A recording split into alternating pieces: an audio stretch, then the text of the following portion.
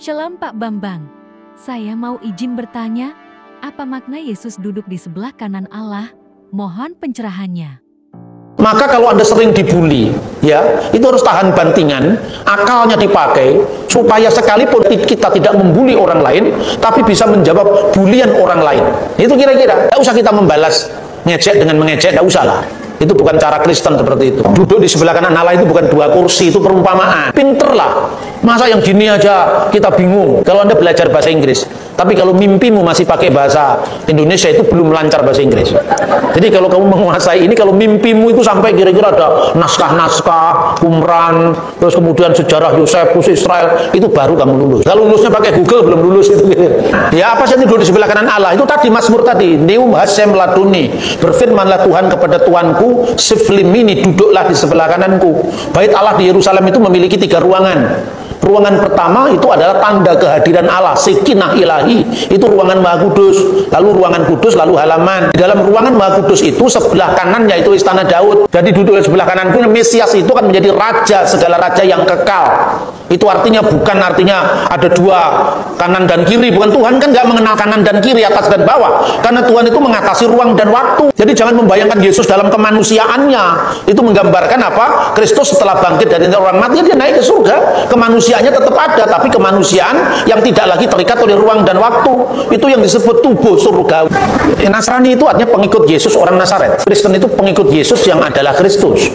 Mula-mula Nasrani itu dipakai untuk orang Kristen berlatar belakang Yahudi. Jadi setelah Yosefus, ahli sejarah Yahudi abad pertama, kan mengatakan bahwa ada orang Saduki, orang Parisi, orang Nasrani. Tetapi Cornelius Tacitus menambahkan satu lagi, yaitu orang-orang pengikut Yesus dari Nazaret. Itu disebutkan juga dalam Kisah Rasul pasal 24 ayat 5. Bahwa Paulus disebut salah seorang dari sekte orang Nasrani.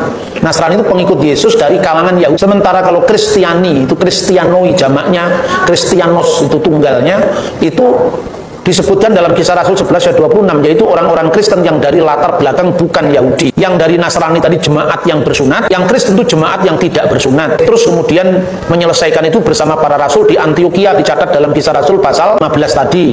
Utusannya dikirim untuk menyampaikan putusan para rasul di Yerusalem bahwa untuk orang-orang bukan Yahudi tidak berlaku hukum Musa, tapi hukum apa? 4 hukum yang disebutkan di situ sebetulnya hukum Nuh. Lalu setelah Petrus, kemudian muridnya namanya Ignatius dari Antioquia mendamaikan antara 2 kelompok Yahudi dan bukan Yahudi tadi. Kemudian disebutkan di sana sebagai apa?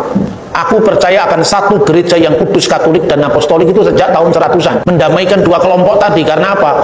Pada waktu itu, 2 kelompok itu yang Nasrani dipimpin oleh Ignatius, yang Kristiani dipimpin oleh Evodius. Evodius itu latar belakang bukan Yahudi, Ignatius itu latar belakang Yahudi Kristen yang disebut Nasrani. Tapi setelah akhirnya perkembangan kemudian mereka semakin bisa saling memahami, mulailah dikenal istilah satu gereja yang kudus, katolik, dan apostolik. Katolik itu belum menjadi nama gereja sekarang, itu masih menjadi kata sifat dari gereja, artinya satu gereja yang kudus, am, dan rasuli. Munculnya di sana. Tapi sejak abad keempat, kata Nasrani ini dibajak oleh bidat yang namanya bidat Nasrani Mandayan. Sejak saat itu orang-orang Kristen di Arab sampai hari ini tidak mau disebut Nasrani, karena Nasrani itu selalu menimbulkan salah paham. Tapi kalau Nasrani di abad pertama itu adalah orang Yahudi Kristen, orang Yahudi yang mengikuti Yesus berdasarkan hukum Musa. Kalau Kristen di Antioquia, orang-orang yang mengikuti Yesus berdasarkan hukum Nuh. Kira-kira seperti itu. Ya, kira-kira itu. Pertanyaan berikutnya, kata Tritunggal tidak ada dalam Alkitab. Teologi agama apapun judulnya juga tidak ada di Alkitabnya. Kenapa hanya Kristen yang dibully? Islam misalnya, ajaran utamanya tauhid. Mana ada kata tauhid dalam Quran? Apa kalau nggak ada judul berarti ajarannya salah? Oh, judul dipersoalkan, isinya gagal, Pak. Ya toh? Jangan mempersoalkan judul. Oke Pak Bambang, penjelasan Anda sangat mencerahkan dan menguatkan iman kami. Terima kasih, Tuhan Yesus memberkati.